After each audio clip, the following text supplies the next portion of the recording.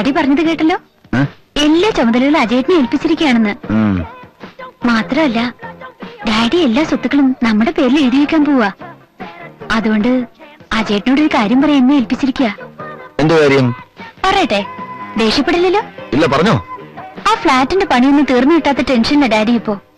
അതെന്താ തീരാത്തത്? എങ്ങനെ തീരാനാ? അതിനിടയിൽ ഡാഡി എന്റെ പേരിൽ ഒരു എസ്റ്റേറ്റ് വാങ്ങിച്ചു. അതുകൊണ്ടാ ഇത്ര പെട്ടെന്ന് ഫിനാൻഷ്യൽ ടൈറ്റ് വന്നത്. പാവം ഡാഡി ലോണിന് വേണ്ടി ഓടി നടക്കുക. ബാങ്കുകാർക്ക് എസ്റ്റേറ്റിന്റെ ഡോക്യുമെന്റ് മാത്രം പോരാത്ര. അതിനിപ്പോ എന്താ ചെയ്യാ? അജയേട്ടൻ വിചാരിച്ചാലും ചില കാര്യങ്ങളൊക്കെ നടക്കും. ഞാൻ വിചാരിച്ചല്ലോ. എങ്ങനെ? അതൊക്കെ ഉണ്ട്, പറയാം. നീ ആ ലൈറ്റ് അണക്കി, സമയങ്ങളാണ്.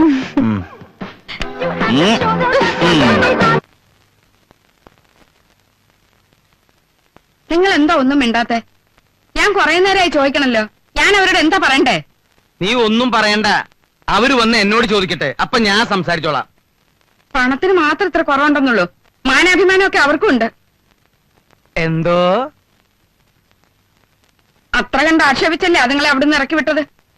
എന്നിട്ട് ഞാൻ ചെന്ന് പറഞ്ഞപ്പോ അവരെല്ലാം ക്ഷമിക്കാൻ തയ്യാറായി.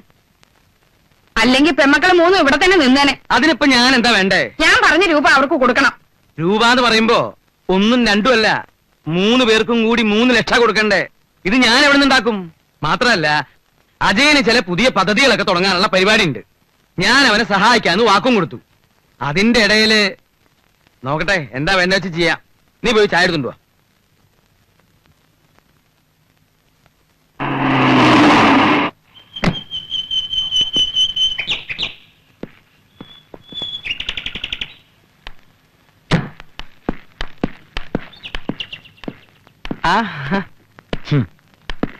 പോയ കാര്യം എന്തായി മോനെ? എല്ലാം ശരിയായി വന്നതാച്ചാ, പക്ഷെ ചെറിയൊരു പ്രശ്നം.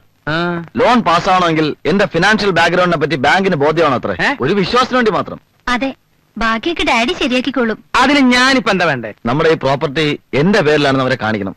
അതിനെന്താ ബുദ്ധിമുട്ട്? നീ പോയി കടലാസും കാര്യങ്ങളൊക്കെ എടുത്തിട്ട് വാ. എവിടെയാ വേണ്ടേന്ന് വെച്ചാൽ ഞാൻ ഒപ്പിടാം. എല്ലാം ഞാൻ കൊണ്ടുവന്നിട്ടുണ്ട്. എന്നെടുക്കടാ.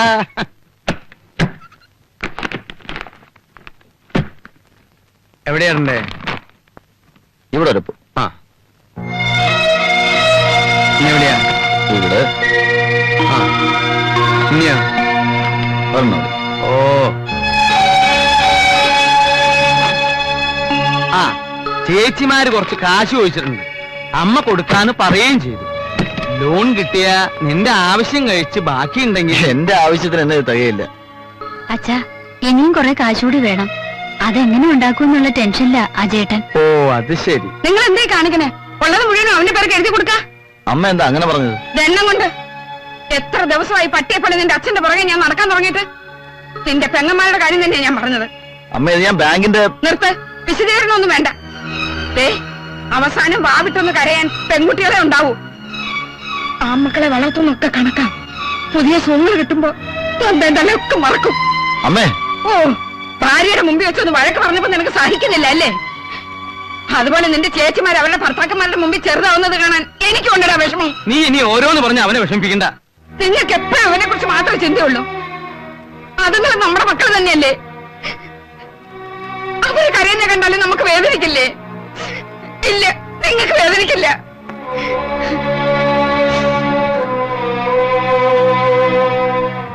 പണ്ട് മുതലേ ഉണ്ട് ഈ തരംതിരിവ്.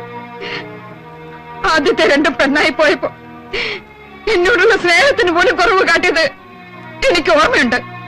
ശാരദേ, പറയണം, മനസ്സിൽ അടക്കി പിടിച്ചോണ്ട് നടക്കാൻ വയ്യ എനിക്ക്. അടങ്ങി അനുസരിച്ച് മടുത്തു. ഇത്രയൊക്കെ സംസാരിക്കാൻ ഇവിടെ ഇപ്പൊ എന്താ ഉണ്ടായത്? എന്തോ എനിക്ക് പേടിയാവുന്നു. എന്റെ കുഞ്ഞുങ്ങളുടെ മുഖത്ത് ഞാൻ ഇനി എങ്ങനെ നോക്കും? നീ ഇനി നോക്കുകയും പറയൊന്നും വേണ്ട. അവർക്ക് ഇനി നയാ പൈസ കൊടുക്കാൻ ഞാൻ ഉദ്ദേശിച്ചിട്ടില്ല. ദുഷ്ടനാ നിങ്ങൾ, ദുഷ്ടൻ. അനുഭവിക്കും, എന്റെ കുഞ്ഞുങ്ങളെ വേദനിപ്പിച്ച് ഞാൻ അനുഭവിക്കും. ഈശ്വരൻ നിങ്ങളെ വെറുതെ വിടില്ല. അനുഭവിക്കും നിങ്ങൾ, ദുഷ്ടൻ.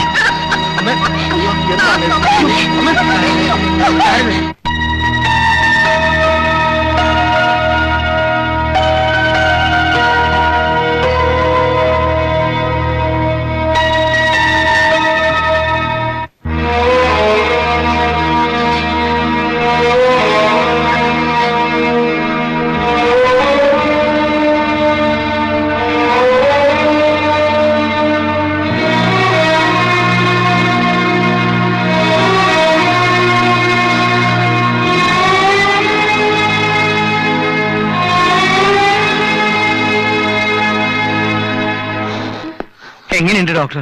ഞാൻ പരമാവധി ശ്രമിച്ചു നോക്കി, പക്ഷേ അറിയിക്കാവുന്നവരൊക്കെ അറിയിച്ചോളൂ.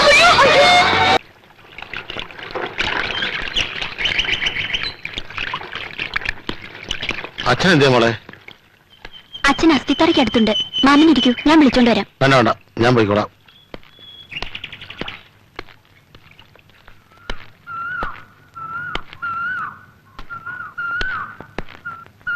എന്തേ? ഞാൻ വിളിപ്പിച്ചത് വേറൊന്നുമല്ല പരമേശ്വര. മരിക്കുന്നതിന് മുമ്പ് ജയസുധയുടെ കല്യാണം നടന്നു കാണണമെന്ന അവൾ ആഗ്രഹിച്ചത്. ഇനി ഒട്ടും വൈകിക്കൂടാ. എന്റെ മനസ്സ് പറയണു അവളുടെ കല്യാണം വേഗം നടത്തണമെന്ന്. താൻ വിഷമിക്കേടോ, എല്ലാം നടക്കും.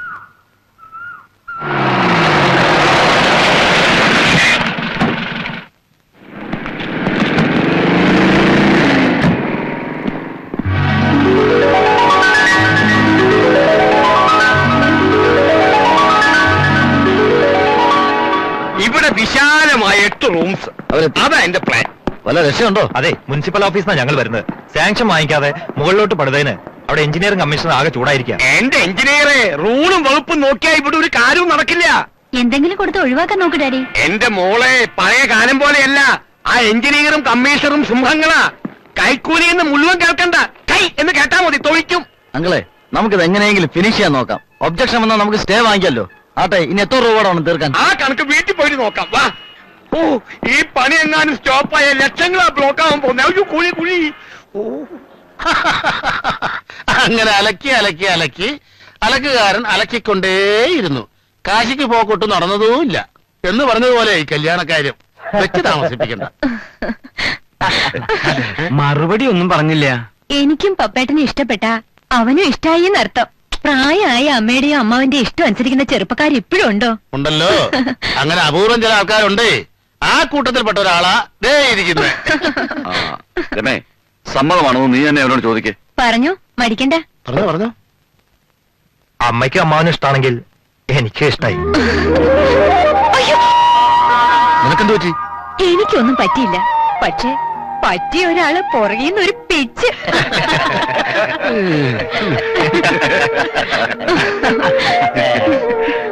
അപ്പൊ ഇനി കാര്യങ്ങളിലേക്ക് കടക്കാം. എനിക്കുള്ള സ്വത്തിന്റെ നേർപാതി ഇവൾക്കുള്ളതാ. എന്ന് പറഞ്ഞാൽ ഏതാണ്ട് ഒരു 5 ലക്ഷം രൂപ വരും അല്ലേ? അതെ അതെ, 5.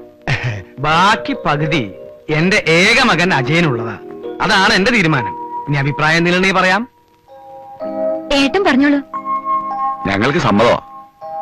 5 എന്നുള്ളത് പൊന്നായിട്ടോ പണായിട്ടോ? അതൊക്കെ നിങ്ങൾ പറയണ പോലെ. എനിക്കിനി അയക്കാൻ ഇവളും കൂടിയേ ഉള്ളൂ. അതെനിക്ക് ഭംഗിയായിട്ട് നടത്തണം. എല്ലാവർക്കും വീതിച്ചു കൊടുത്തിട്ട് എങ്ങോട്ടേലും പോവാനാ? അതെ, ഗൃഹസ്ഥാശ്രമം കഴിഞ്ഞാൽ പിന്നെ സന്യാസം എന്നാണല്ലോ പ്രമാണം. ജാഥാപുരത്ത് നോക്കിക്കഴിഞ്ഞ സ്ഥിതിക്ക് ഇനി ഒട്ടും വൈകണ്ടാന്നാ എനിക്ക് തോന്നുന്നത്. എന്തേ? അതെ. ആയിക്കോട്ടെ, സന്തോഷം. അപ്പൊ ഇത് മീനം. വിഷുവിന് മുമ്പ് നല്ലൊരു ദിവസം തീരുമാനിച്ചാലോ? അതായത് 8, 9, 10 ഏപ്രിൽ 14 മുമ്പ്. ആയിക്കോട്ടെ. ഓ, അപ്പോ ആ ഒരു ധാരണയില്ലേ നല്ലൊരു മുഹൂർത്തം നോക്കി തീയതി ഉറപ്പിക്കാലോ. പിന്നെന്താ, അങ്ങനെയാവാം. അപ്പൊ പറഞ്ഞതുപോലെ ഓ, ഞങ്ങൾ ഇറങ്ങുന്നു. വരട്ടെ മോളെ.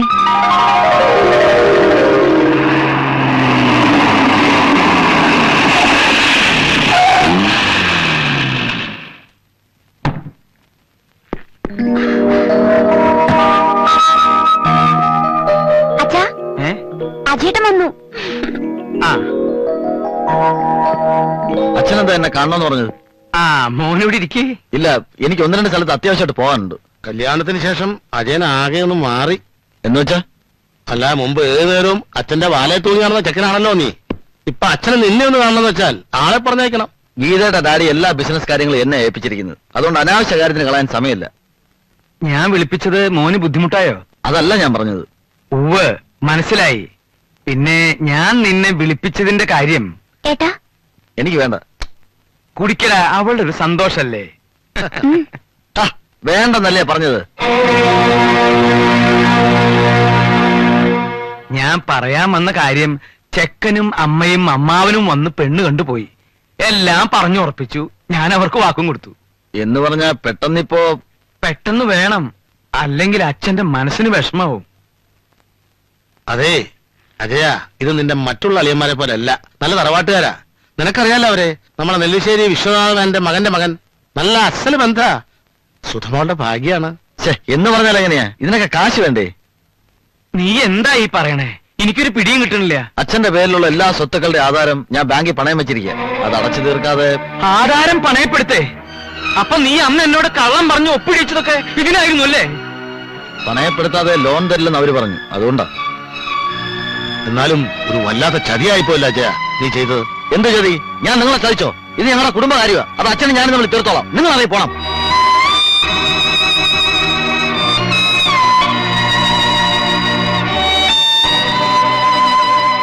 പരമേശ്വര നിക്ക്.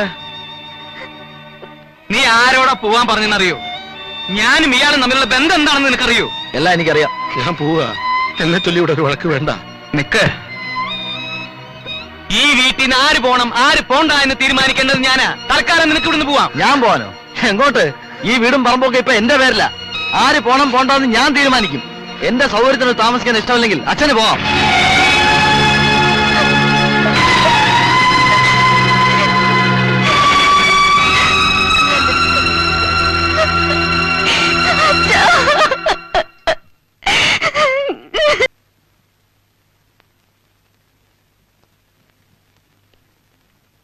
കഴിഞ്ഞതൊക്കെ കഴിഞ്ഞു. ഇനി അതിനെക്കുറിച്ച് ഓർത്ത്. ഇല്ല പരമേശ്വര, എനിക്ക് താങ്ങാവുന്നതിന്റെ അപ്പുറത്തായി കാര്യങ്ങള്. എന്റെ മകളുടെ കാര്യം ഓർത്താ. ഇല്ലെങ്കിൽ കുറച്ച് വിഷം വാങ്ങി ഞാൻ.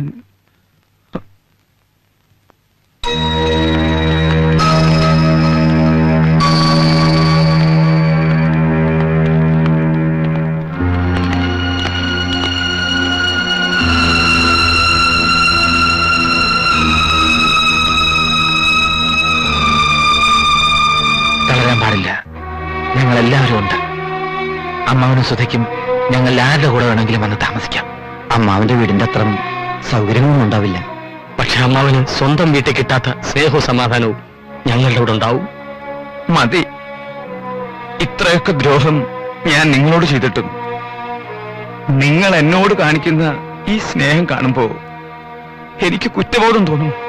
കുടുംബത്തിലെ അംഗങ്ങൾ തമ്മിൽ ഇണങ്ങുന്നതും പിണങ്ങുന്നതും ഒക്കെ സാധാരണല്ലേ അമ്മാവ? അനുഭവങ്ങളിൽ നിന്നല്ലേ പലതും പഠിക്കാൻ പറ്റൂ. ആൺമക്കളെക്കാൾ പലപ്പോഴും അത്യാവശ്യത്തിന് ഉതകുന്നത് പെൺമക്കളായിരിക്കും, പിന്നെ മരുമക്കൾ. എല്ലാം പരസ്പരം പറഞ്ഞു കഴിഞ്ഞില്ലേ? ഈ ഭാവി പരിപാടിയെ കുറിച്ച് ആലോചിക്കാം.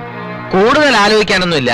സുധയുടെ കല്യാണം നമ്മൾ എല്ലാവരും ചേർന്ന് ഗംഭീരമായിട്ട് നടത്തുന്നു. എന്താ സുധേര? അല്ലാതെ ഞങ്ങൾ വിചാരിച്ചാലും ഇവിടെ ചില കാര്യങ്ങൾ നടക്കും അമ്മാവാ. സംശയിക്കണ്ട അമ്മാവ, ഞങ്ങൾ നടത്തി കാണിച്ചു തരാം. പക്ഷെ അതിനു മുമ്പ് ഞങ്ങളുടെ പുന്നാര അളിയനെ കണ്ട് കുറച്ച് സംസാരിക്കാനുണ്ട്. അതെ.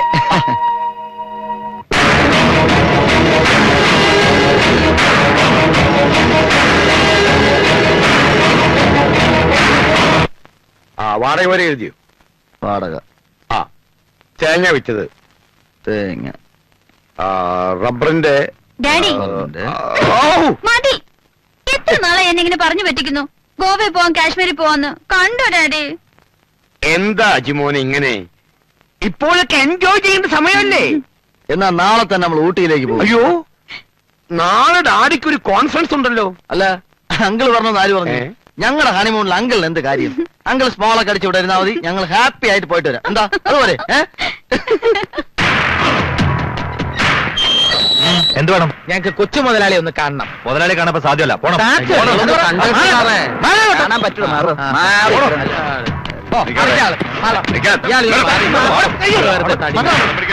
എന്താ എന്താ അവിടെ ഒരു ബഹളം? കണ്ടേ പോവും. വരണം വരണം. എന്റെ പുന്നാരളിയന്മാർക്ക് എന്താ വേണ്ടത്? കുടിക്കാൻ ജ്യൂസ് എടുക്കട്ടെ? അച്ചി വീട്ടിലെ ജ്യൂസ് നീ തന്നെ അങ്ങ് ജ്യൂസ് ചെയ്യാൻ മതി. കണ്ടവന്റെ വീട്ടിലെ ജ്യൂസിനെക്കാളും സ്വന്തം വീട്ടിലെ കഞ്ഞിവെള്ളമാണ് ഞങ്ങൾക്ക് ഇഷ്ടം. അളിയനൊന്നും ഞാൻ നോക്കില്ല.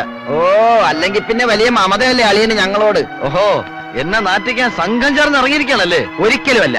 ചില കാര്യങ്ങൾ ഞങ്ങൾക്ക് അറിഞ്ഞാൽ കൊള്ളാവുന്നുണ്ട്. ആരുടെ പ്രേരണയിലാണ് നീ അമ്മാവനെ വീട്ടിൽ നിന്ന് ഇറക്കി വിട്ടതെന്ന് പറ. അമ്മായിയപ്പന്റെ പോക്കറ്റിലെ നോട്ടിന്റെ തിളക്കം കണ്ടപ്പോ സ്വന്തം അപ്പനെ വരെ നീ തള്ളി പറയാൻ തയ്യാറായല്ലടാ. എന്നെ ആരും ഉപദേശിക്കാൻ വരണ്ട. എനിക്ക് ഈ വക കാര്യത്തിൽ ആരോട് ഒരു സെന്റിമെന്റ്സും ഇല്ല. മര്യാദയ്ക്ക് അടങ്ങി ഒതുങ്ങി കഴിയാനാണെങ്കിൽ അച്ഛൻ എന്റെ കൂടെ താമസിക്കാം. ഒരു വീട്ടുജോലിക്കാരനെ പോലെ അല്ലേ? നാണമില്ലല്ലോ നിനക്ക്? ഒന്നുമില്ലെങ്കിൽ നിന്റെ പെങ്ങളുടെ ഭാവിയെ കുറിച്ച് ആലോചിക്കത്തെന്ത് നീ? എങ്ങനെ ആലോചിക്കാനാ? എവന്റെ തലച്ചോറ ജുബാനോട് പണം വെച്ചിരിക്കല്ലേ. ഡാഡി പറഞ്ഞല്ലോ. താടിയും കൊള്ളാം, മീശയും കൊള്ളാം. ഞങ്ങള് കാര്യം പറഞ്ഞാ കൊച്ചേ. സുധയുടെ കല്യാണം ആര് നടത്തും? എന്താടാ നാ ഇറങ്ങിപ്പോയോ? അയ്യട്ടാ, ആരുടെയും വക്കാലത്ത് ഞങ്ങൾക്ക് ആവശ്യമില്ല. സുധയുടെ കല്യാണം നടത്താനുള്ള വഴി ഞങ്ങൾ കണ്ടിട്ടുണ്ട്. എന്ത് വഴി? ആ, അർജുനൻ പിള്ളയുടെ വീട് നമുക്ക് അങ്ങ് വിൽക്കാം. വീട് വിൽക്കുക? മനസ്സിലായില്ല. ആ, വീട് വിറ്റ് ബാങ്കിലെ ലോണും തീർത്ത് ബാക്കി തുക കൊണ്ട് ജയസുധയുടെ കല്യാണം നമുക്ക് ആഘോഷമായി നടത്താം. അതിന് വെച്ച വെള്ളം അങ്ങ് വാങ്ങി വെച്ചേരാ മേനോ സാറേ. തറവാട് വീട് വിൽക്കുന്നതിന് ഞങ്ങൾ കൂട്ടു നിൽക്കുന്ന പ്രശ്നമില്ല. അവന്റെ പെങ്ങയുടെ കല്യാണക്കാര്യവും പറഞ്ഞ് ചുളുവിൽ ഒരു വീട് അങ്ങ് ഒപ്പിച്ചെടുക്കാമെന്ന് കരുതിയല്ലേ മേനോ സാറേ? ചേട്ടാ, കലഞ്ഞ വെള്ളത്തിൽ ചെറിയൊരു മീൻപിടുത്തം. എന്റെ അജയ, ഇതൊക്കെ നിന്റെ അറിവും സമ്മതത്തോടും കൂടിയാണോ? അങ്കിൾ പറഞ്ഞാൽ എന്താ തെറ്റ്? വീട് വിറ്റാലേ ഞങ്ങളുടെ പല പ്രശ്നങ്ങളും തീരൂ. എന്നാലേ വീട് വിൽക്കാതെ കണ്ട പുതുപ്പണക്കാരുടെ സഹായമില്ലാതെ സുധയുടെ കല്യാണം നടത്താൻ പറ്റുമെന്ന് ഞങ്ങളൊന്ന് നോക്കട്ടെ.